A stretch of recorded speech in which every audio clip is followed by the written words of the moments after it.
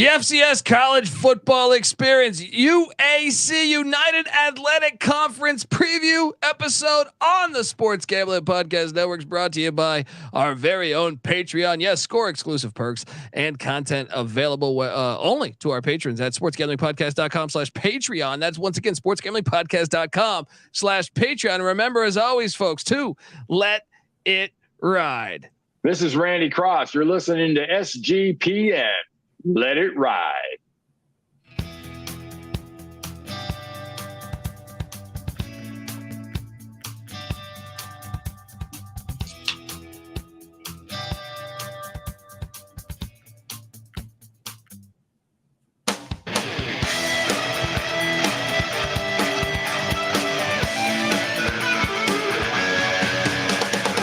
Yes, yes, yes. Woo! Welcome to the College Football Experience, the FCS College Football Experience, UAC United Athletic Conference preview. It sounds weird to say because it sounds like a fucking airline company, but I'm all here for it.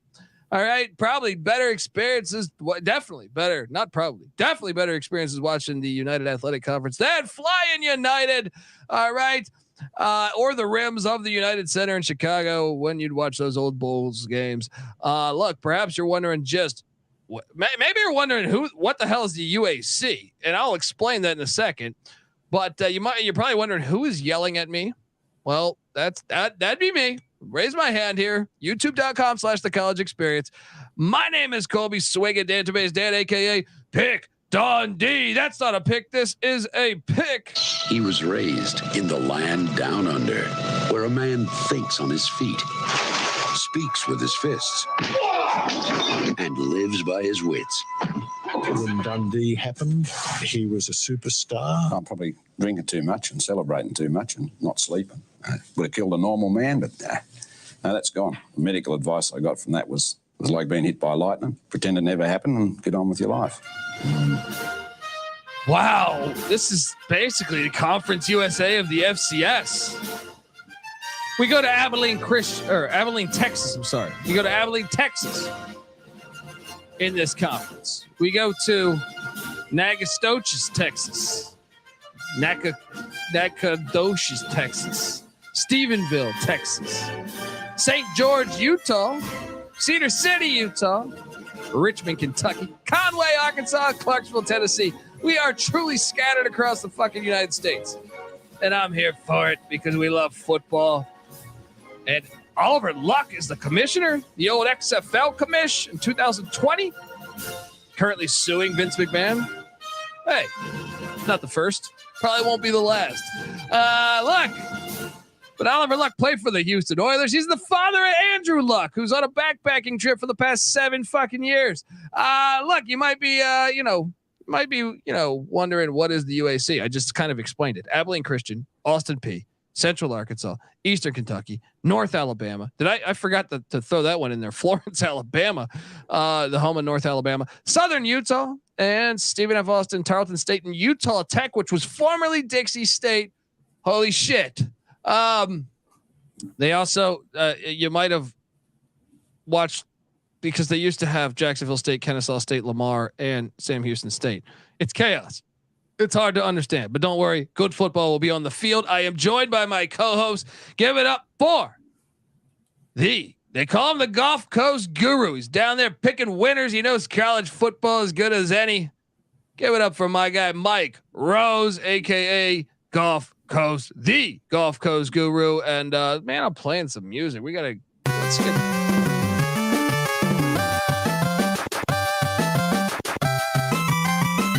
some of the only music I can play. It doesn't get me sued anymore. Shout out to Tech West Super Bowl. How you doing, Mike? First down. Yeah, let's do it, dude.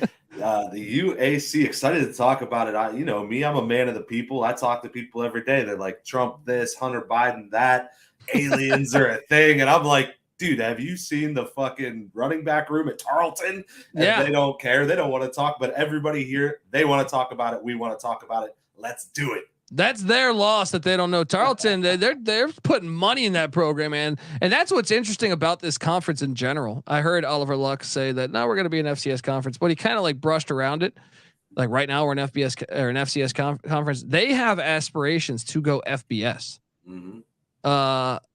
And I don't know about all of these schools, but certainly look, formerly the WAC. Colby is right in the chat. 2 Colbys. And the world's gonna collide. Shout out to Colby in the chat. Yeah, so Eastern Kentucky has made it known they want the FBS. Tarleton State has made it known they want the FBS.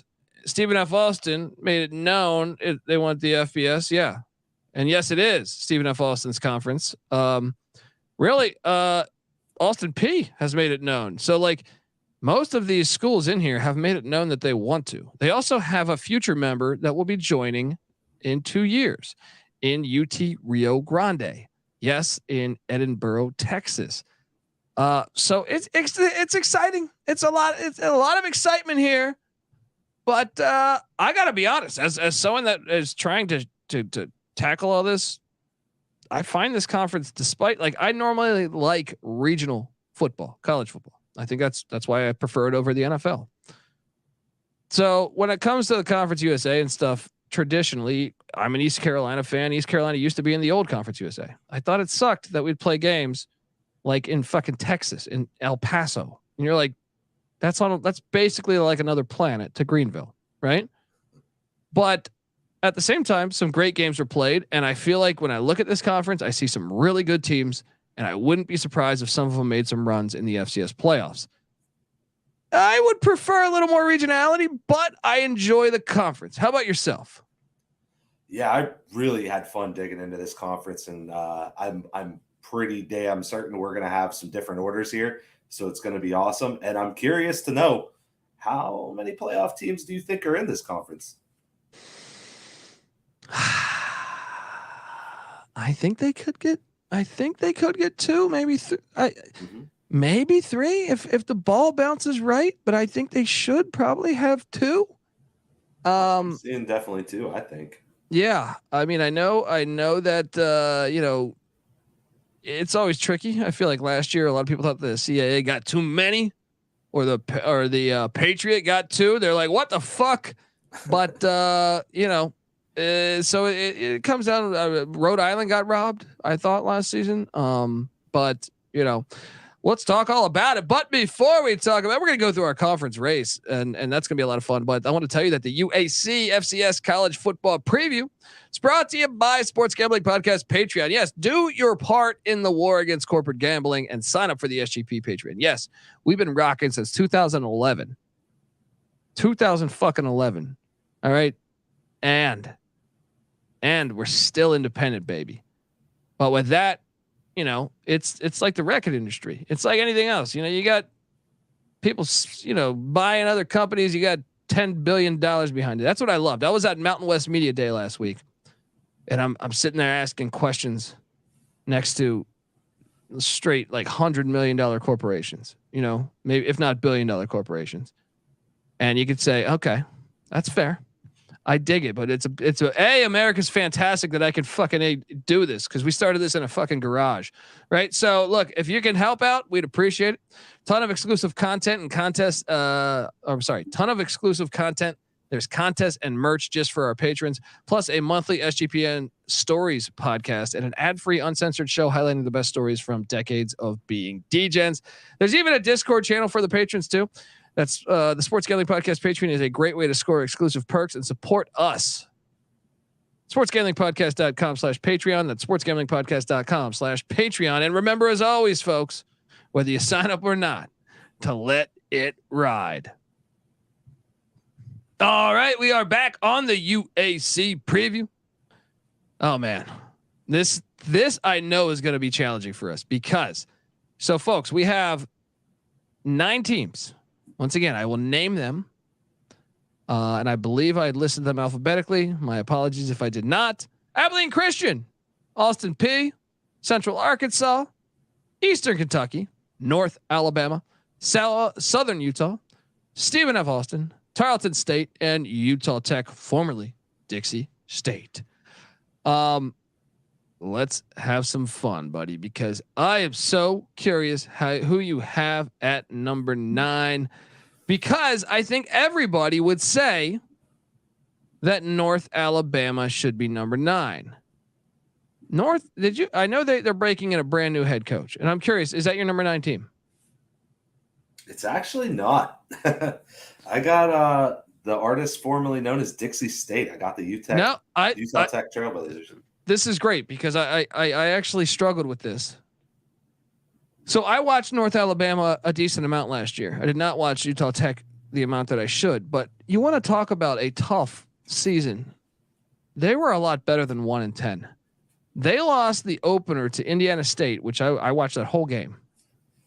17-14 in overtime, right? So they lost that game in overtime.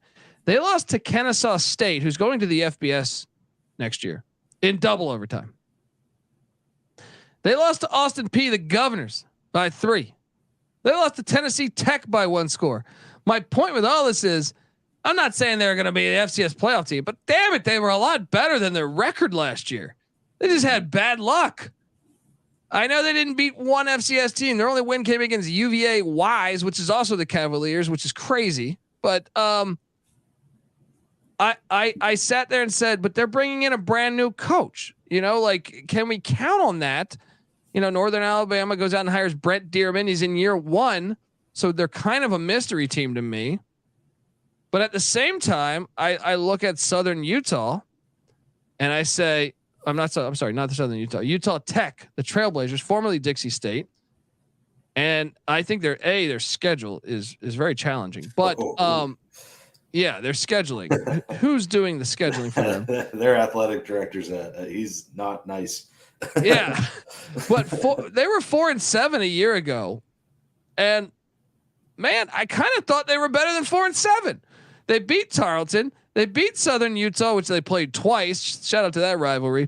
They beat Stephen F. Austin. They almost beat Sam Houston State, who's very good. I kind of think that both these teams are better than what we think, which makes me, so I ranked North Alabama 9th just because of the brand new head coach, right?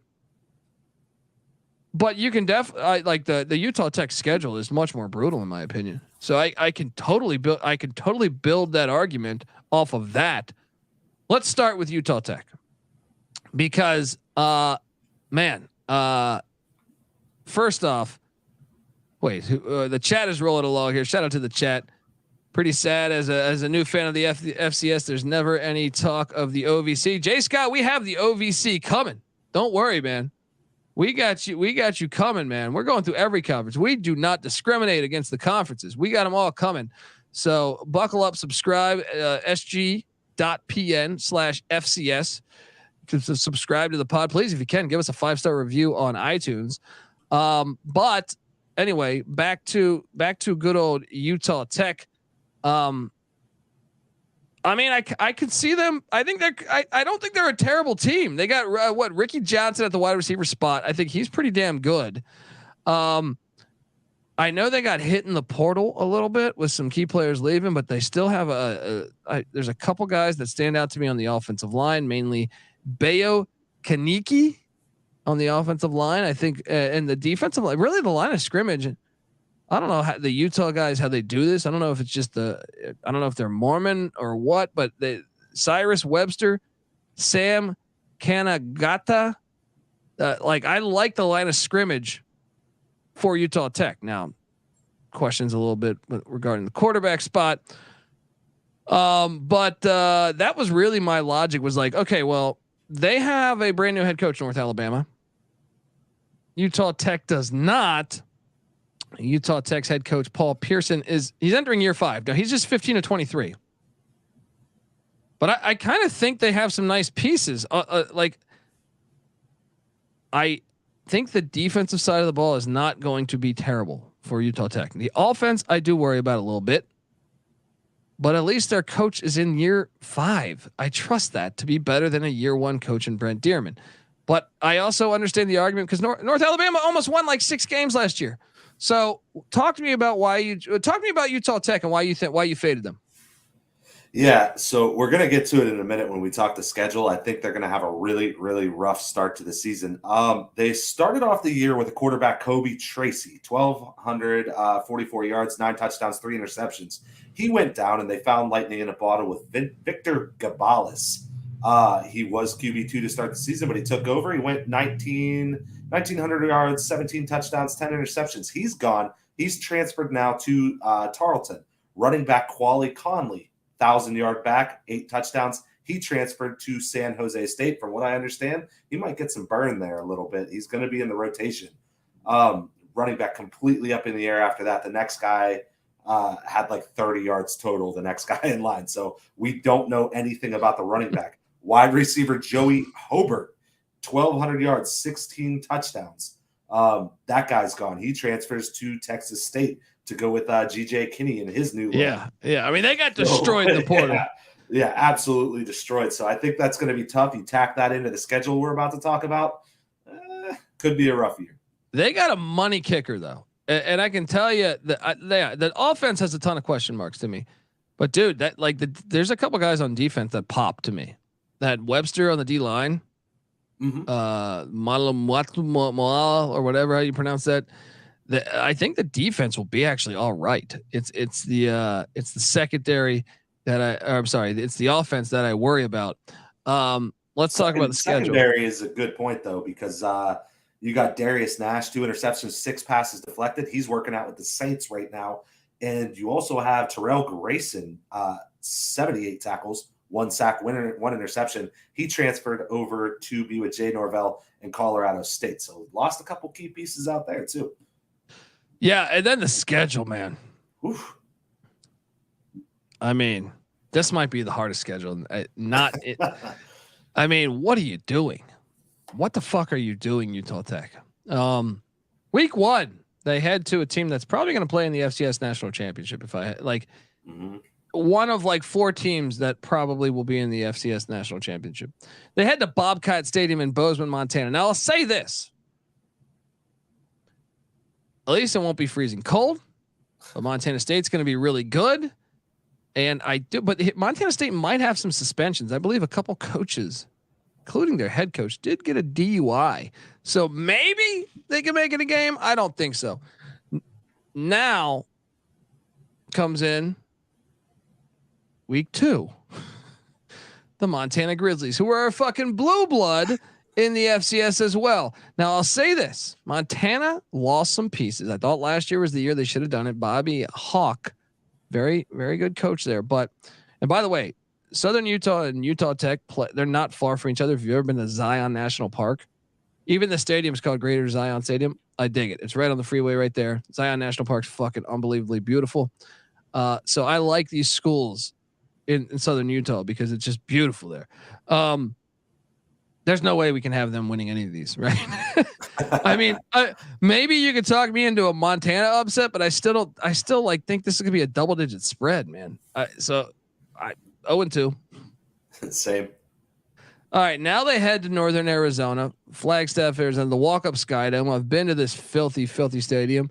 It does suck. They should play outdoors, but you know, this is an interesting game because I do think Northern Arizona is a solid school. The Big Sky is good, but they lost RJ Martinez, their starting quarterback. He transferred to Baylor. I think if you want to play Northern Arizona, you want to get him in September. Man, I just don't know that I can call for a fucking win here. Sure, give me the upset. Utah Tech beats Northern Arizona. I'm not going to follow suit. I'm going with Northern Arizona here. All right. The very next week, they head to Springfield, Missouri. 3 road trips in 4 games. Absolutely brutal. They go to Springfield, Missouri to take on Missouri State. Bobby Petrino, road rash face. He's gone. Could it be winnable? I don't think so. I think Missouri State gets that dub. Wouldn't be surprised if this is closer than what people thought. I just think 1-3. How about this? I think they beat either Northern Arizona or Missouri State. One of those 4 they get. No? I got no, but I will say that this this is the one I looked at with the new coach, and I'm like, maybe, but nah, I can't do it. I got them 0-4. Then they go to Fort Collins, Colorado. Man, 4 road games in 5 weeks. Relax. Your athletic director is fucking with you. Okay, they lose this one too at Canvas Stadium against Jay Norvell. I got them 1-4 after 5 weeks. I got them 0-5, man. All right, now here's where they get them. Stephen F. Austin comes in to Zion Stadium October 7th. They beat Stephen F. Austin a year ago, 47-44. It's possible. I got to be honest though, I still think, man, after that gauntlet, I think you're right, because I know you're going to take Stephen F. Austin. I think I got to take Stephen F. Austin to get it done after the body blow that will be all those games. I think I got to say 1-5 going into the bye week. Yeah, that's the thing. I mean, you drop 5 straight games, and a lot of those games are probably going to be bloodbaths. Honestly, there's 2 of them. I think maybe they'll be in the game a little bit, but plus, you beat Stephen F. Austin last year. That's good, but now they know you. They're familiar. They're not going to take it easy on you. That's for sure. They're not going to overlook you. So I got them dropping this game as well. Then they get a bye week, and boy, are they going to need that bye week, because after that they head to North Alabama, and this is a win for old Pick Dundee. This is where we differ. I think they go into Braley Municipal Stadium and they win. Give me a 24-21 win. 4th quarter comeback win to get their 2nd win of the season. You have North Alabama winning this, of course, right? Yeah. So this North Alabama team, we'll get into it, but they have a good quarterback and they have some good wide receivers. And I kind of mentioned that this Utah Tech team, they lost a lot in the secondary. So I think you take that combined with the fact that they're 0-6 and they're on the road in this game, I'm taking North Alabama. All right, you want the sneakiest game of the season to me? This trip is brutal on Eastern Kentucky. Eastern Kentucky travels, and Eastern Kentucky is good. They beat an FBS a year ago, right? They beat an FBS, Bowling Green, that made a bowl. All right. But at the same time, and they almost beat Eastern Michigan. But at the same time, I feel like they did lose to Gardner Webb. This is a fucking terrible trip for them. Like, look, I know we're all going to take Eastern Kentucky, but you got to be honest here. This trip is like a pretty far. It's one of the farthest trips probably in all of Division I football, right? Yeah, and you compound that onto the fact that Eastern Kentucky travels to play Gardner Webb the week before. So this is the who runs the option, and they run the option. Well, another thing is, man, like Zion is cold, really cold, and it's at an elevation. So, I mean, I think Eastern Kentucky is way better on paper, but I think this is a really tough game for them. This is, in my opinion, how Utah Tech won some of the games last year against teams. Their home field environment, AKA the weather and the elevation, is an advantage in these conferences. In a conference that scatters the whole United States, I think they have a legit home field advantage. Upset, 2nd win. Let's go.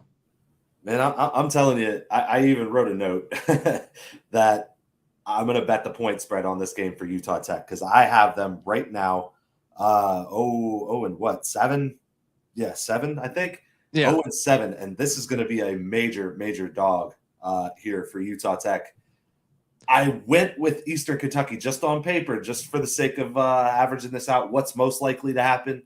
Most likely to happen, the Colonels get the win. But man, bet the hell out of for Utah Tech on this one, and this might be another Colby double-digit dog win. Yeah, I'll be honest. Even that Stephen F. Austin game, I went to Zion in like September 20th or something a couple years ago. Shit was still cold. It was starting to get cold, man. So like, you wonder if October 7th, when Stephen F. Austin plays there, where they lost last year, I could see it happening because of that advantage of altitude and weather. But give me, I have them upsetting one of them. They're going to be either Stephen F. Austin or Eastern Kentucky. There's no way they have a fucking way better. Like these are like Kentucky does not get that cold. Texas does not get that cold. And the elevation is a real advantage. They're at Abilene Christian, loss. At Austin Peay, all the way in Tennessee, loss. Home for Southern Utah. Love the fact they're playing Southern Utah in the rivalry week. This is anyone's game. I actually take Southern Utah. So I got this team winning 2 games. This schedule's brutal. They're better than a fucking 2-win team. Even if they're 1 win. Do you have them going winless? What do you have them doing? I do have them going winless, man. I think once you start off the way that they're going to start, I don't see the pieces here to really make a whole lot of noise. I think the Eastern Kentucky spot's really, really tricky. And I'm actually fairly high on Southern Utah, but they did beat them when they played them at home last year. So maybe there, but I think with the hurt secondary, you're talking about 2 teams that pass the ball there. I got them 0-11 or 0-11. Oh, you hear that, Utah Tech fans, Dixie State fans, talk some shit. All right, well let's talk about the other team, North Alabama. I'm assuming you had North Alabama 8th. I do. Okay. They play week 0, which is always good because that means they have 2 bye weeks. Week 0 they play Mercer. I actually think this game could be sneakier than what people think. Mercer was good last year, but they lost a lot. I'll still take Mercer to win the game. 0-1. What are you doing here? Same here. Same here. Chattanooga, the Mocs come to Florence, Alabama, week 2. I do have Chattanooga winning that one because Chattanooga's pretty good. 0-2. I got them 0-2 as well. Then they head to Memorial Stadium in Stephenville, Texas, take on Tarleton State. I have them moving to 0-3. I'm actually fairly high on Tarleton, so I'm gonna go ahead. I'm gonna say a loss as well. Yeah, they're throwing money into that program, man. Money wins. This is one you circle. This, I'm curious what you're doing here. Saturday, September 16th at Tennessee Tech, the Golden Eagles, Tucker Stadium. They could win this. Jeremiah Oatsville, I think, graduated. He was the quarterback at Tennessee Tech a year ago. Give me North Alabama as a win here. What are you doing? I actually got a win here too, man. Quarterback Noah Walters, Jerry Rice Award finalist from last year. They got some receivers coming back. So I think this team can hang like they did last year. I wish maybe this program would focus a little bit on defense because there's some offensive names to look at.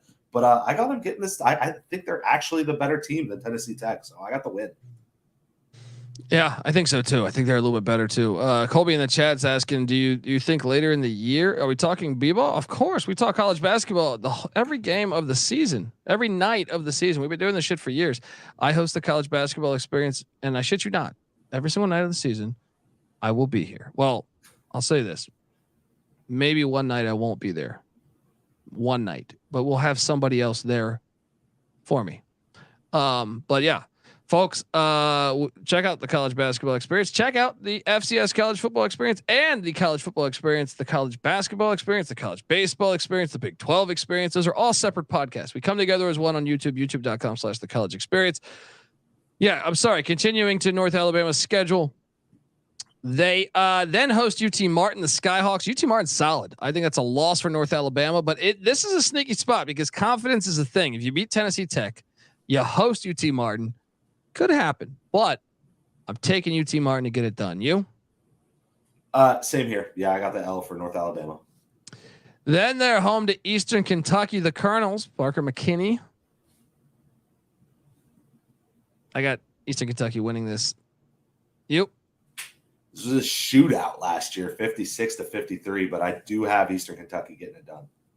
So we got them at going into their first bye week at 1-5. So there's that. But out of the bye week, they're heading to Wildcat Stadium in Abilene, Texas to take on Abilene Christian. I think they lose 1-6. Same here. Then they're home to Utah Tech. I called for this upset. I called for it. 1-7. You don't just walk into Bradley Municipal Stadium and get a win, man. Come on. I'm going with the North Alabama. Let's do it. And then they're at Austin Peay. It's a loss. Yeah, I got the loss too. And then they're home to Central Arkansas. I am worried that maybe they'll beat UT Martin or Central Arkansas in an upset, but I think Central Arkansas is better. So I have them losing this game. You? Yeah, they lost this game 64-29 last year. I'm gonna take the Bears. And then they get a bye week, and then they head to Florida State. Florida State, the classic SEC move. Let's put an FCS on November 18th. Such a pussy move. I got this team at 1-11, but I'll be honest. Now that I think about it, I think they're going to get somebody. I think they'll have the same record. It's just not going to be Utah Tech. Maybe it's UT Martin, which is not in their conference. So I got them in dead last. It's going to be fun to watch. Talk to me about who you like. When you talk about North Alabama's roster, I know what Kennebrew, the wide receiver, Takari Kennebrew is a stud, right? Mm-hmm. But I'm curious where you see this. I mean, I don't think the offense is. I mean, they have a good offensive lineman in Fua Vai. But I think the offense. I don't really get excited when I see the offense. Why? What are you seeing there offensively that I'm not seeing? So what I'm really worried about, to start with the negative, is running back ShunDerrick Powell. This is a guy that rushed for 1,500 yards and 18 touchdowns, 6.8 yards per carry. He transferred to what is now in conference. He went to Central Arkansas. Yeah, I saw that. That hurts. Yeah. But I mean, like I said, quarterback Noah Walters, that's a Jerry Rice Award finalist, man. That's one of the top freshmen in the entire FCS last year. He's top 25. So 2,100 yards, 19 touchdowns, 12 interceptions. I like that. I like that he has his top 3 wide receivers coming back. I'm sorry, 2. He did lose his tight end, Corson Swan, so he's gone. But you got DeMarcus Lacey and Kennebrew, who you talked about. So I think he has his targets. I think he seems, Noah Walters is who I'm talking about, seems like he's got a little bit going on. I just, when you add that into the fact that Utah Tech lost pretty much their entire secondary that was worth writing home about, I just like the edge. I mean, they're 2-9. I don't have them. I don't have them going to the playoffs or anything. Yeah, I mean, the defensive side of the ball has a couple guys. They're kind of like Dixie State, where I actually trust the defense, I think, more than the offense. But you make a good point with the quarterback. In the secondary for North Alabama, KJ Trillo, who I believe was at Colorado, he can play. Same with Gregory Reddick. So the secondary seems to be all right. Besides that, Philip Asai on the defensive line and Cameron Green maybe can be a force.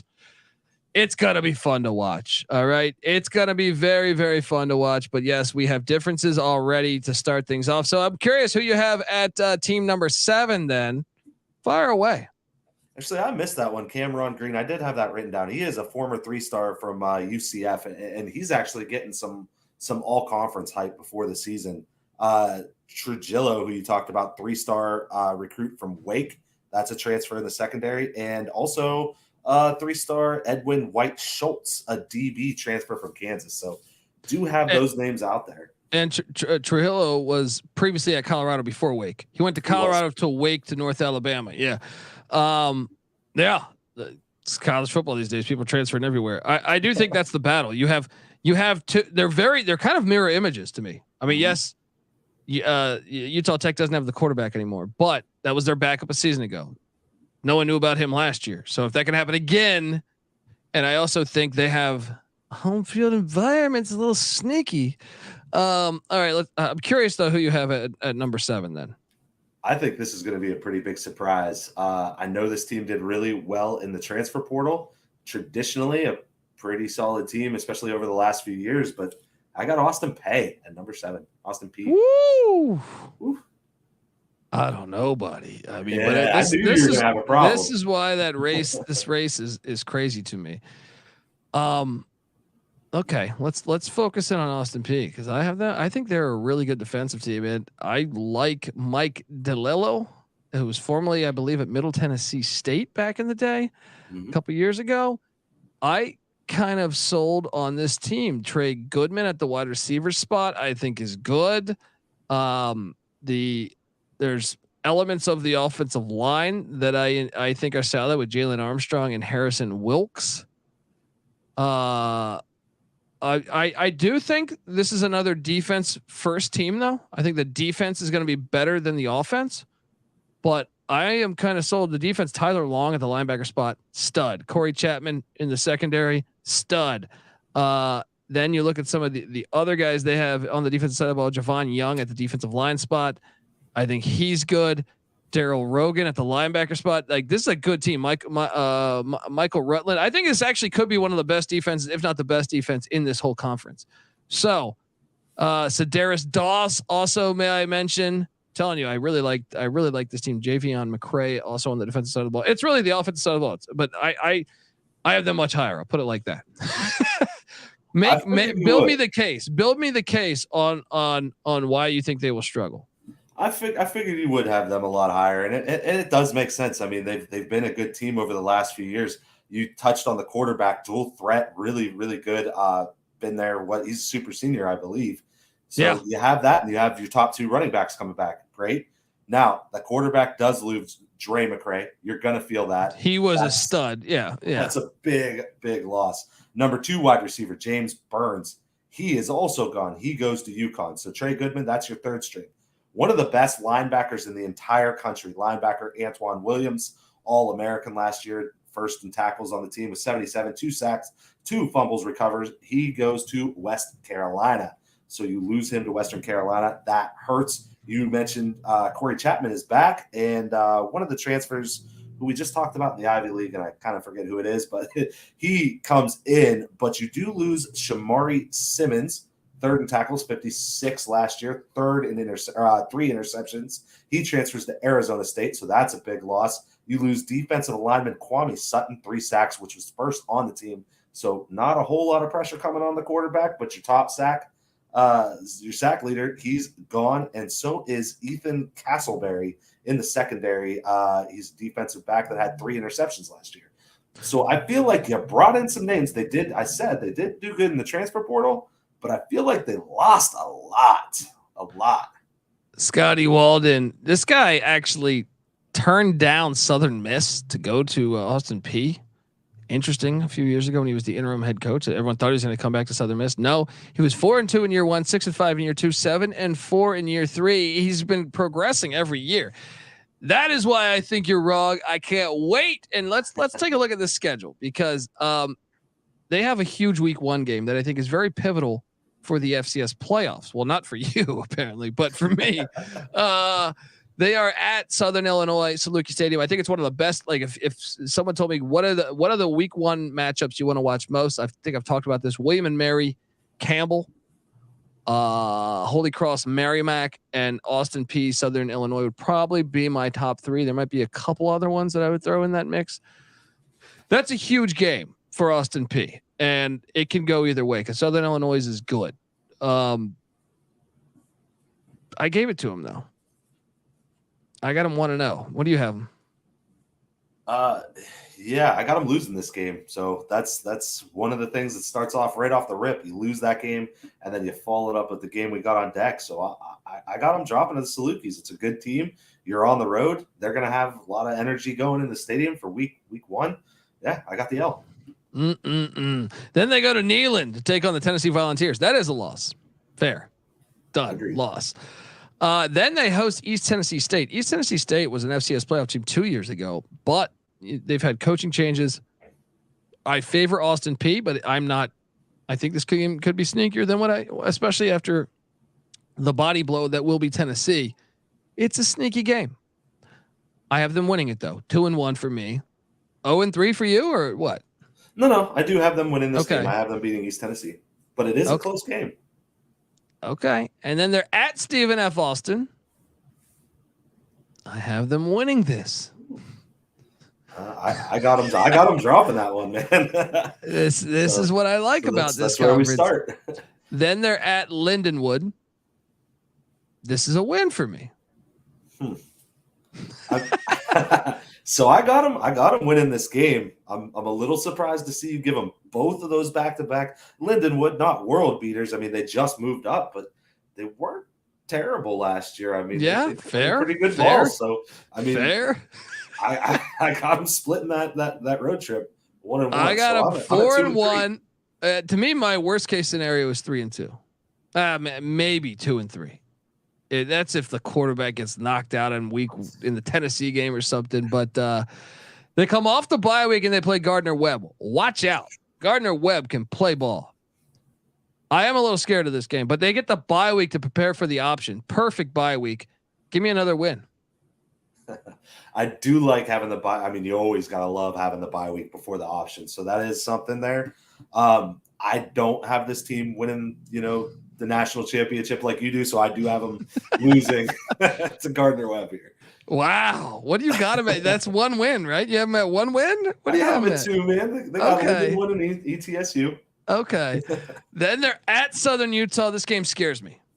I told you this, like those trips to these trips scare me because people think, oh, it's October. No, not in, dude, that shit is cold. This is a loss. It's too far of a trip. It's a weird game. It doesn't make any fucking sense. This is a loss. What are you doing here? It should scare Mike DiLiello. It should scare Scotty, Walt, and they're going to lose this game. Give me Southern Utah. I got them taking the win. So now I have them at 2 losses, Tennessee and Southern Utah, and they host North Alabama. I think that's a win. Nobody touches North Alabama. No, I'm just kidding. I got this game as a win. And then this game's pretty fun because it's like a little rivalry at Roy Kidd Stadium against Eastern Kentucky. I do think this is a loss, but this is going to be a game. So that is my 3rd loss and my 2nd in conference. Then they beat Utah Tech on November 11th, and they beat Central Arkansas on November 18th. I think they only lose 2 games in conference. Whew. I mean, they were. I'm curious to see your reasoning. So I have them. I haven't beaten North Alabama, losing at Eastern Kentucky, beating Utah Tech. So I agree with you there. I'm wondering what you see on this team that's different from last year when Central Arkansas beat them 49-20. You think they're gonna get them this time? I don't know, It's man. revenge in Clarksville, and that playoff bid might be on the line. Yeah, for Central Arkansas, not your stupid governors. Hating on my governors. It's okay. Scotty Walden's not a fool. All right. So I was surprised. I am liking the way this was going. So you know who I had at what is that, 7th? Yeah. At 7th, I had Stephen F. Austin. Okay. That's who I had at 6. Okay. Stephen F. Austin. Let's talk about them for a second, and then we'll skip past them. They have they didn't play great defense to me last year, and I feel like that's a big concern going into this year too. Stephen F. Austin though does have Jerrell Wimbrey, who's a very good running back. The wide receiver spot, and that's another thing. They lost their QB, right? They lost their QB, I believe, right? Or am I thinking of Tarleton? No, Trey Self, he's gone. Yeah, he's gone. And I know the offensive line actually for Stephen F. Austin, that actually is impressive. Their offensive line with Keegan Holm, Clint Lapik, and Daniel Keys and Chad Oon at the tight end spot. I do think they might have one of the best offensive lines. I just have a couple question marks at the quarterback spot.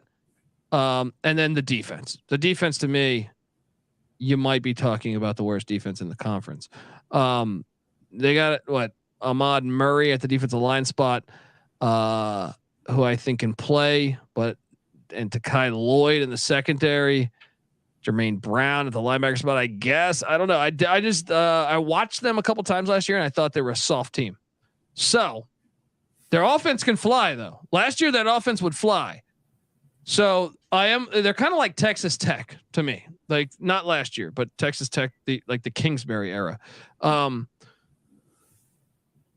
So I just think like, if you told me, I just don't think they're as a tough a team as the other teams out there in this conference. So when you're telling me night in or week in, week out, not night in, night out, but that they're playing the likes of these other teams that are above them, I can't trust.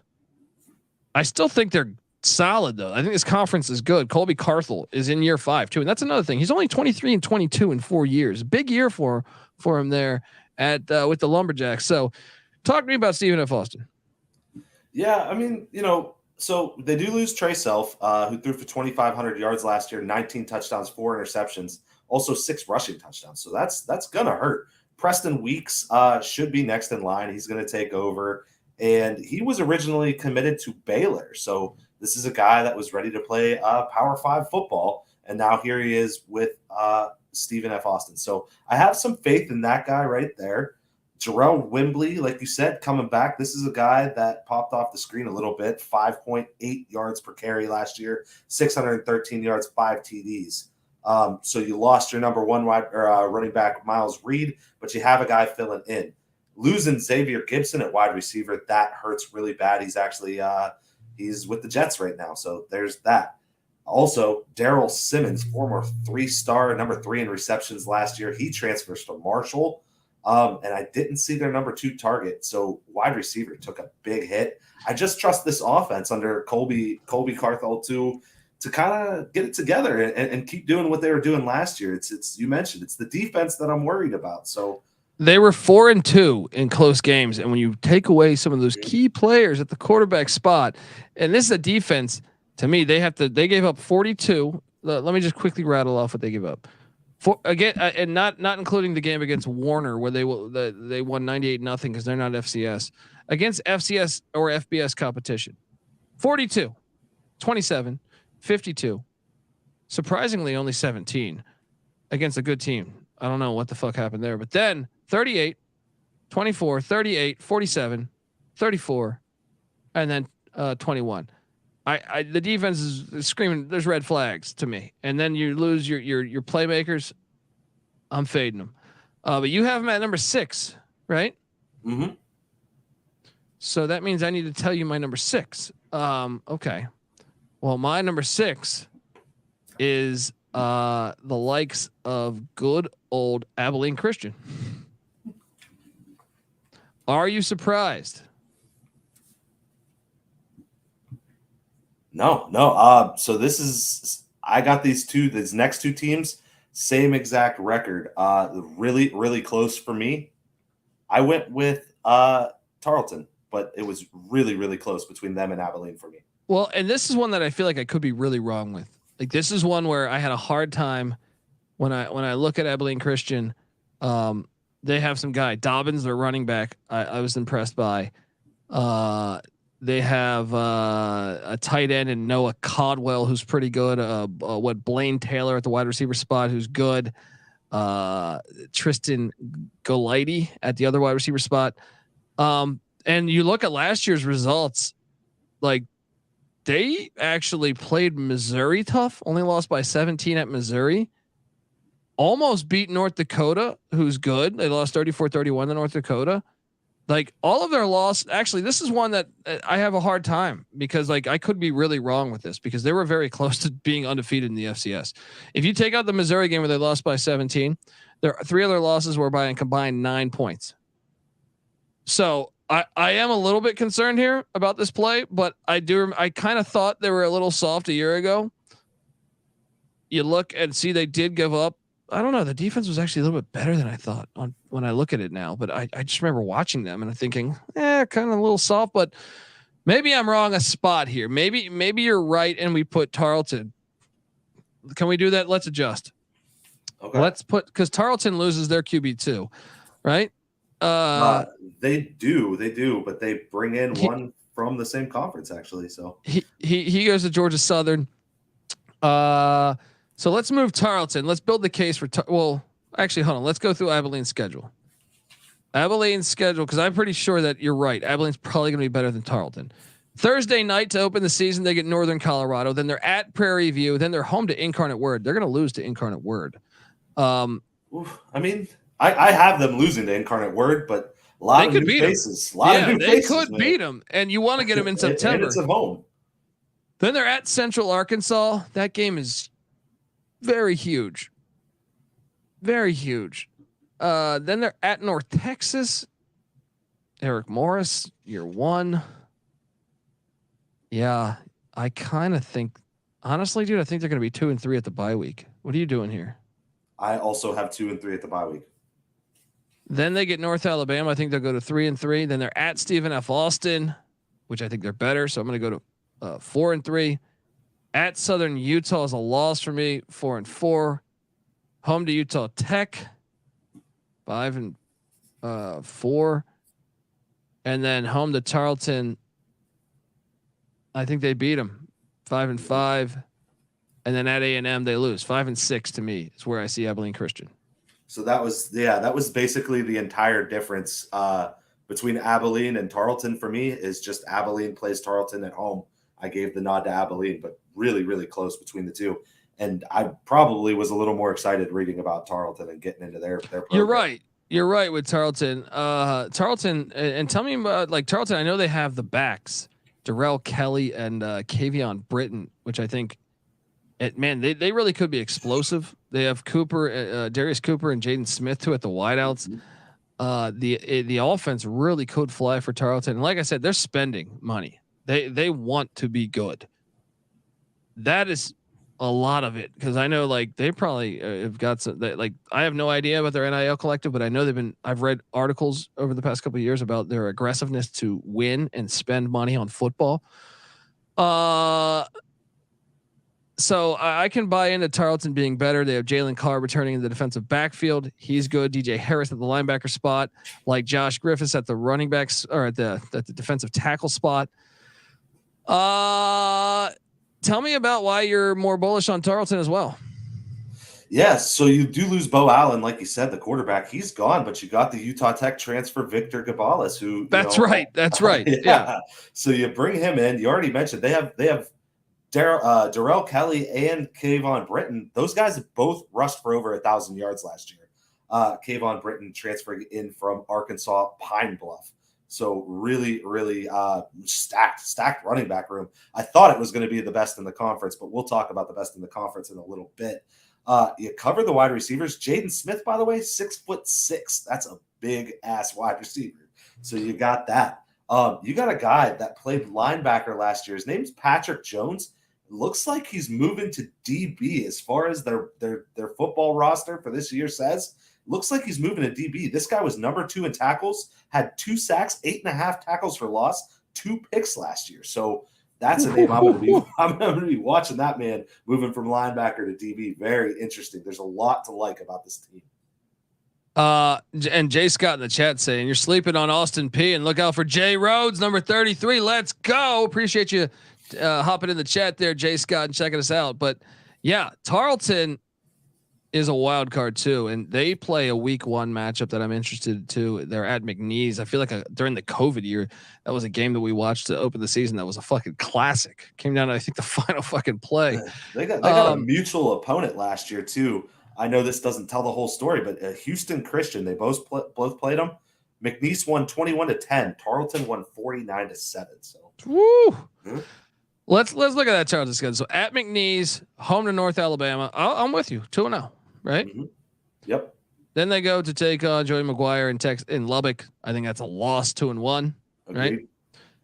And then they get Southwestern Baptist. I don't even know what the fuck that is, but so 3-1. Yeah, 3-1. Now's a big one at Strawberry Stadium against Southeast Louisiana. They were an FCS playoff team a year ago. I'm gonna lean Lions here. Same. Okay, so that puts us at 3-2. They're home to Southern Utah in a fucking dude. This 3-game stretch is huge. At Southeast Louisiana, home to Southern Utah, then at Eastern Kentucky. I'd say they get Southern Utah maybe at home. Give me that to go to 4-2, but I think they lose at Roy Kidd Stadium to Eastern Kentucky 4-3. Same. Home to Morehead State. They're not very good. That's a win. 5-3. At Central Arkansas, I'll say that's a loss. 5-4. Home to Stephen F. Austin. In the we got some rivalry games too. We didn't talk about with Stephen F. Austin and Abilene. I'll say it's a win at Abilene. I think they beat them both. I think they're better, but barely. Those are going to be close games. Very, very close games, but I'm with you. I'm changing my order. I think Tarleton is better on paper, at least, than Abilene Christian. I do, and I definitely feel like they're better than Stephen F. Austin. But I still think Stephen F. Austin, if they can fix some of that defensive side of the ball, that might be tricky. How about you? No, same thing, man. I was really, really interested. I do think Stephen F. Austin is the worst of those three programs. Tarleton, Abilene, I think that's going to be a battle right there. I think Abilene has a lot out for Stephen F. Austin after last year losing to them. Those are going to be some interesting games, and I am dying to see that Tarleton running back room. It's electric. I'm excited. So now we have what? We have just three teams left to talk about, correct? Correct. Yeah. Where did you have Austin Peay or Peay? Did we pass I had them at second place. Oh, okay. But it's okay. We're gonna get into it because so at fourth place for me. Right? Yeah. Wait. I'm trying to make sure my math is correct with me saying I had Austin Peay second. Yes. So at first place, I had this team. Second place, Austin Peay. Third. So at fourth place for me, I have Central Arkansas. Ooh. Okay. Interesting. We're going to be really different on that one. Okay. Third place for me, I got Southern Utah. I thought, to me, I struggled on Central Arkansas or Southern Utah. And I get it. Southern Utah, I'm sorry, Central Arkansas bringing in ShunDerrick Powell, huge get. And maybe I'm not, and they have what McElwain at the quarterback spot, the former Northern Iowa kid, right? And I just feel like they're going to be good. All of these are good. This is a tough conference. I just feel like Southern Utah might be. I trust their home advantage. I think that matters more than Central Arkansas's. But Central Arkansas, obviously, Jared Barnes at the wide receiver spot's a stud. So wait, where do you have Central Arkansas being? Man, I got Central Arkansas. I have Central Arkansas at 1. I mean, they got a super senior quarterback coming back who threw for almost 2,500 yards, 18 touchdowns, 8 interceptions. Running back, yes, you bring in ShunDerrick Powell. I'm not even sure he's the best running back there. You already have Darius Hale, a former 3-star, 951 yards, 10 touchdowns, 6.7 yards per carry. Kylan James, another running back, 649 yards, 6.8 yards per carry, 581 receiving yards. He also threw 2 passes. They were both touchdown passes. That guy is ridiculous. Then you have ShunDerrick Powell. No, you're fair. And look, the Central Arkansas defensive line was very impressive to me when I was going through this. David Walker and Logan Jessup there stand out to me. But mine came down to McElwain at quarterback. Mm-hmm. I watched him play I think it was Northern Iowa, right? Uh-oh. Lawn chair alert. I'm just not all the way sold. Not all the way sold. But you're right that the supporting cast are fucking studs. And maybe I'm wrong. I mean, defensive line, the whole defense, the secondary, Tamarian Wilson and Cameron Godfrey, impressive. Okay, let's look at Central Arkansas's schedule then, because I'm curious to see.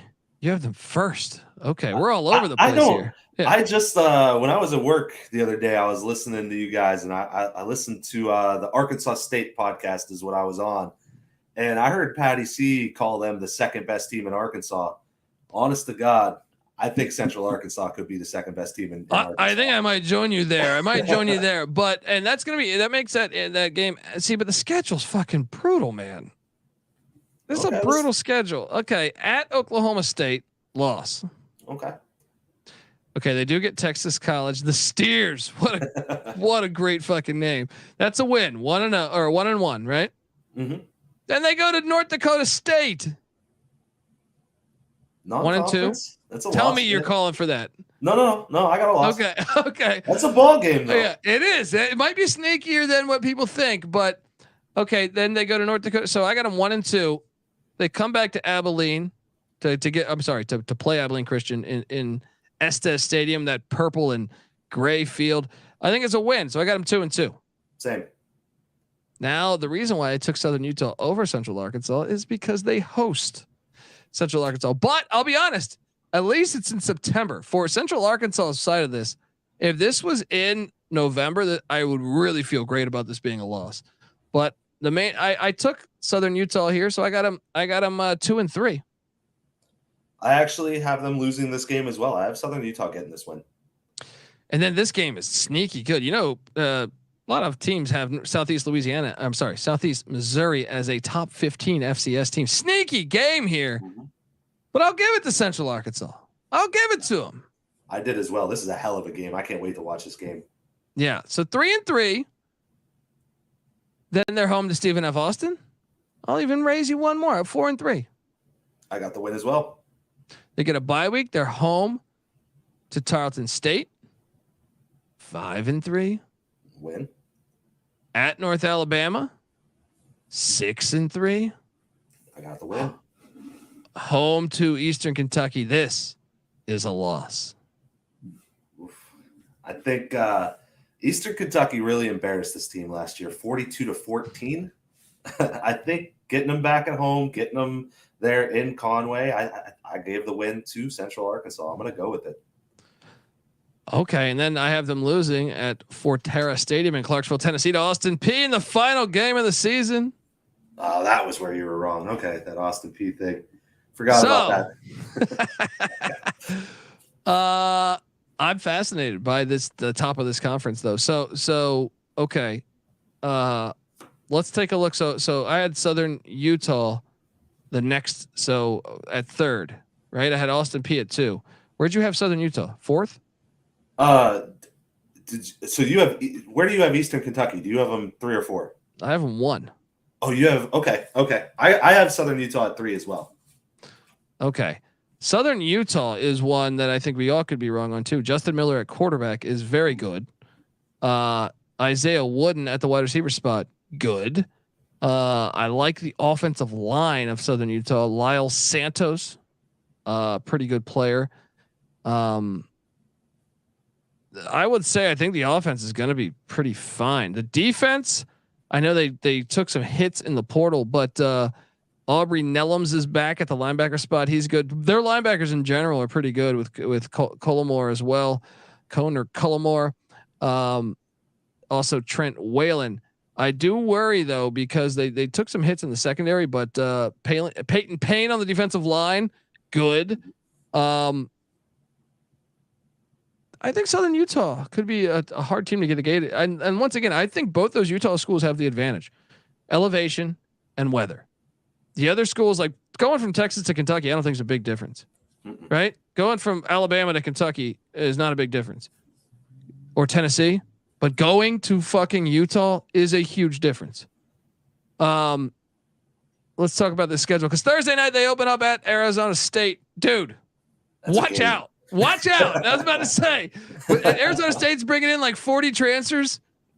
I have no idea. I'm sure Arizona State, they always have talent, but that's a sneaky game. They open up with 3 road games. This is the part is you wonder the fate of the team if they say lose to all 3 of these road games, which I actually think they'll be dogs in all 3. At Arizona State, at BYU, and then at Dan Hawkins and UC Davis. They're probably going to be 0-3. I'll be honest. What are you doing? Yeah, I have them 0-3 too. I was really tempted to give him a win over UC Davis. I still haven't forgiven him for Cody Hawkins yet. It still eats me alive inside every time. But no, I have 0-3. 0-3, and then they're home to Western Illinois. That is the win, 1-3. And to me, like I said, I got them beating Central Arkansas, going 2-3. You have them 1-4 in September, correct? No, I also have them beating the best. Oh, that's right. No, yeah, you're right. All right, then they're at Tarleton State. I think I gave that as a loss, so I got them 2-4 at the bye. But I like what I see coming up here. All right, they get Austin Peay. Garbage. They could get that. They could get that upset, man, because of the temperatures. I wouldn't be surprised if they fucking won out, dude. I could see them winning out. And shout out to Lincoln, CA. Have you know about the school that just started up and plays all road games? They're in Oakland. Yeah, they just play all fucking road games, dude. So it's Austin Peay, Abilene Christian, Lincoln CA, all in Cedar City, Utah. I mean, I actually think there's a decent shot because of that altitude and the weather, but they go 3-0 right there. I have them taking everything but Stephen F. Austin. Yeah. Man, I don't know. I'm right there, but okay. So we already talked about Austin Peay. So where did you have Eastern Kentucky? I got them at 2. Okay, so at least we're somewhat on board there. You notice Southern Utah. You notice what's great about that schedule? They don't play Eastern Kentucky. Exactly. Yep.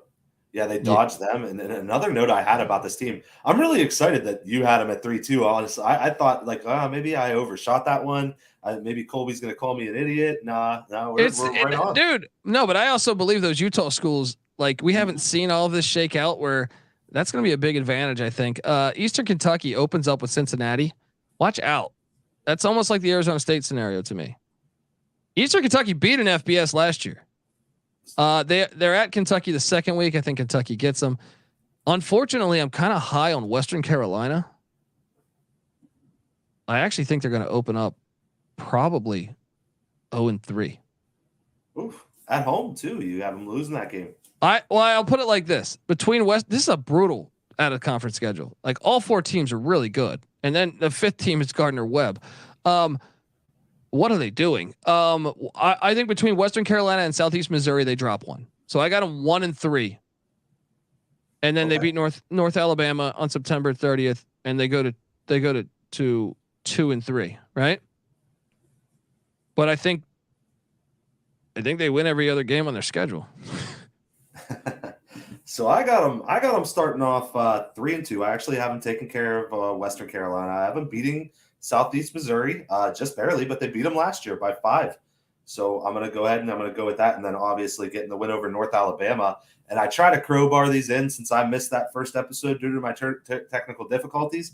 I have them losing to Cincinnati, but that was one of the ones that made my top 10 list. This is a team, we talked about it. They want to go FBS. They love playing these FBS teams. And I'm absolutely 110% not sold on Satterfield at all. Yeah. So I don't know. That's a game I think they could win. I got them 3-2. Getting 2 Power 5s. I'm sorry. Finish what you were going to say because that's non-con is insane to me. Continue.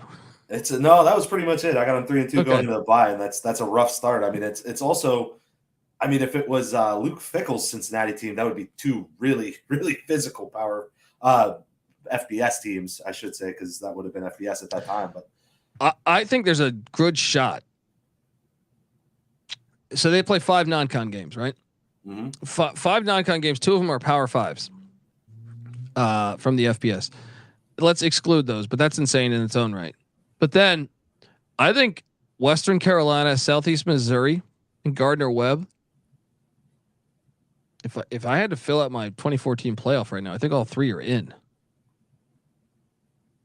Wow. I mean, I guess the Southeast Missouri one, I got to dive a little deeper, but I was really impressed with what Western Carolina did in the portal. They got Charlie Dean, the quarterback from Harvard. And then Gardner Webb, you go back and watch last season, what Gardner Webb did. Very impressive to me. Like 1-point loss, I think, at Liberty. Almost beat Coastal Carolina. Kept it really close with Marshall. I think Marshall ended up winning 28-7, but that was 14-7 with like 10 minutes left in the 4th. That non-con, even though I have Eastern Kentucky number 1, I am a little concerned because, man, the first 4 games, fuck you. That is you could be 0-4. You really could be 0-4. I'm going to take a shot. I think Eastern Kentucky's been building for this. They've been spending for it. They're a veteran team. I'm taking them to win because I love the backside of that schedule. Mm-hmm. And the fact that Western Carolina and Southeast Missouri are not in conference, they can go 0-4 and then salvage their season and win everything else. But man, shout out to them and their scheduling. I mean, that could actually cost them if they don't win this conference. That could cost them a FCS playoff berth. Yeah. Because they're that aggressive. That's the hardest. That is the best out of conference schedule in this whole conference, in my opinion. Next to Utah Tech. Yeah, Utah Tech too. Yeah, but them and Utah Tech, who 1-9, right, for you, or 2-9, folks. That's the UAC preview. We just want to do all of it. Please subscribe to the FCS College Football Experience. Just type in sg.pn/FCS. You're going to get us. We're available wherever podcasts can be found, or you can just type in the FCS College Experience and you will find us. So do all that. Subscribe on YouTube, youtube.com/the college experience. We're going to be here all fucking year talking about all these big time matchups, and I'm fucking excited. And look, make sure you give Mike a follow on Twitter. He is on there, and shout out to all the people in the chat that were talking UAC football. But give Mike a follow on Twitter right here at GCG_wins. Once again, Mike Rose will be with me. We are talking FCS. We're football junkies, so I mean, you better believe we're already. I'm ready to drive home to go home back to my wife. I'm gonna be talking. I'm gonna be thinking about Stephen F. Austin against Abilene Christian. You know what I mean? That's how crazy we are. So, folks, make sure you give him a follow. Give me a follow on Twitter at the Colby D. The FCS College Football Experience is on Twitter at TCE on SGPN. Give us a follow there. And remember, we also host the College Football Experience, the regular FBS College Football Experience. So check out that one as well, as we're previewing all 133 FBS teams. Also, the College Basketball Experience. People were talking about it in the chat. When the basketball season tips, I'll be here every single night of the season talking hoops because we love it. And the College Baseball Experience. Even the Big 12 Experience dropped. I don't host that one, but it is a Big 12 only show. Check that out. And look, we have come together on YouTube, youtube.com/the college experience. Subscribe. Hop on over there. iTunes 5 stars. Do it. Folks, until next time, this is the FCS College Football Experience, UAC style. You better start thinking about yours. And we out of here. Run and shoot.